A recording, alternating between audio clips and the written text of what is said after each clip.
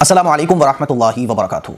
अल्लाह के नबी सल्लल्लाहु अलैहि वसल्लम की एक मुबारक सुन्नत है, अगर हम इसको अपना लेना, अगर इस मुबारक सुन्नत को हम अपनी आदत बना लेना, तो आप ये समझ लें कि दुनिया के और आखिरत के सारे मसले हल हो जाएंगे।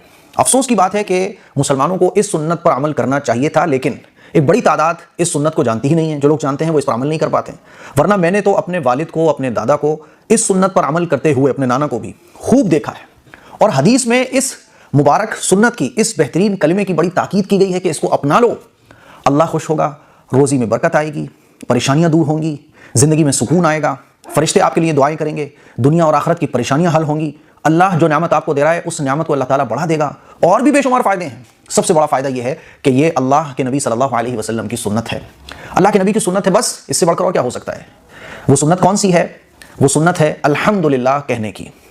अल्हम्दुलिल्लाह, देखें, इसको बोलने में 5 सेकंड भी नहीं लग रहे हैं, लेकिन अगर मैं आपको बताऊं कि अल्हम्दुलिल्लाह कहने के फ़ायदे कितने हैं, तो ये जितनी भी चीज़ें मैंने अभी आपको बताई कि ये फ़ायदा दुनिया के भी, आखिरत के भी बेशुमार फ़ायदे हैं अल्हम्दुलिल्लाह कहने के। मैं आप लोगों से बस यही गुजारिश करना चाहता हूं कि अल्हम्दुलिल्लाह कहने की आदत बनाइए। पानी पिया, अल्हम्दुलिल्लाह। खाना खाया, अल्हम्दुलिल्लाह। आज का दिन बहुत अच्छा गुजरा, अल्हम्दुलिल्लाह। बीमारी से शिफा मिल गई, अल्हम्दुलिल्लाह।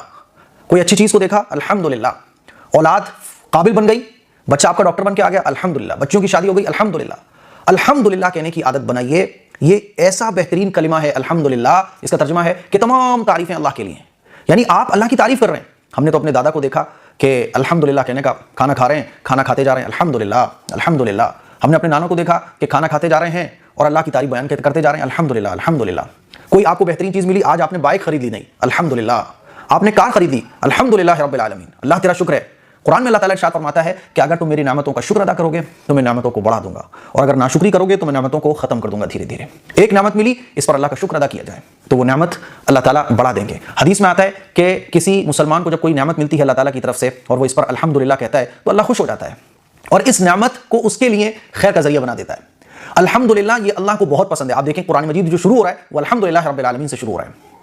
तो मेरे अजीज़ भाइयों, मेरी बहनों, मैं बताना ये चाह रहा हूँ कि आजकल जो हम लोग ये शिकायतें करते हैं ना, कारोबार में बरकत नहीं है, खैर नहीं है, बीमारियां ठीक नहीं हो रही हैं, परेशानियां हैं, शुक्रगुजारी एक ऐसी चीज़ है जिसको मैं बयान नहीं कर सकता इन 5 मिनट में। बहुत लंबा टॉपिक है। अल्लाह के नबी सल्लल्लाहु अलैहि वसल्लम जो बख्शाए, लेकिन रातों में जब इबादत करते थे तो इतनी के दाढ़ी मुबारक आंसुओं से तर हो जाती थी और हिचकी बन जाया करती थी, सिसकियां बन जाती थी अल्लाह के सामने रोते हुए। तो एक मरतबा हज़रत आयशा सिद्दीक़ा रज़ी अल्लाह तआला अन्हा ने पूछा कि या रसूल अल्लाह, आप तो बख्शाएं, तो आपको क्या ज़रूरत है इतनी रोने की, क्या ज़रूरत है इतना लंबा लंबा क़याम करने की, मुबारक पाँव में वरम आ रहा है। तो हुजूर ने फरमाया, क्या मैं अल्लाह का शुक्रगुजार बंदा ना बनूं? कि अल्लाह ने जब इतना सब कुछ मुझे दिया है तो क्या मैं अल्लाह का शुक्रगुजार बंदा ना बनूं? हमें और आपको अंदाजा लगाना चाहिए कि हमें और आपको कितना शुक्रगुजार बंदा बनना चाहिए जब अल्लाह के नबी का ये हाल है। इसीलिए मेरे अजीज भाइयों, आजकल हमारे माशरे से ये चीज़ें खत्म हो रही हैं। सुभान अल्लाह, अल्हम्दुलिल्लाह। तो अल्हम्दुलिल्लाह कहने की आदत बनाइए। अपने बच्चों को भी सिखाइए कि बेटा अल्हम्दुलिल्लाह कहो। हमने